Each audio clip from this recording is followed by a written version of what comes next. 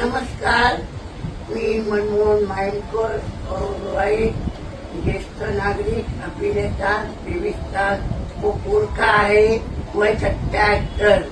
माझं दुःख लोकमतापर्यंत गेलं, चॅनलपर्यंत.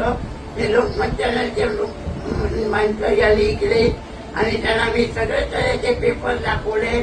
माझी इच्छा मरण का माहिती ते मागवलं. माझ्या बहिणीने मला मदत केली ते सांगितलं. त्यांनी मला एनओसी दिलेली आहे. परत बिल्डिंगच्या लोकांची एनओसी आहे.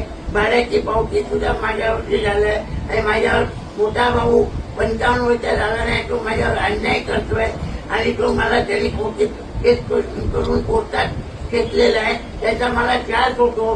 पण तो लोकमतचे चॅनलवाले इकडे आले, त्यांनी माझ्यासाठी खूप माझं दुःख सगळ्या लोकांना पसरवलं. हे दुःख एकनाथ शिंदे साहेबांकडे गेलं, राज्य गव्हर्नमेंटकडे गेलं. मी शिंदे साहेबांनी मला बोलवलं होतं.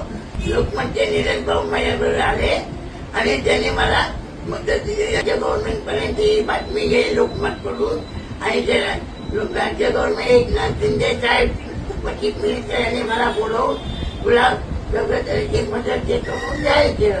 त्याबद्दल मी लोकमतचे आभारी आहे.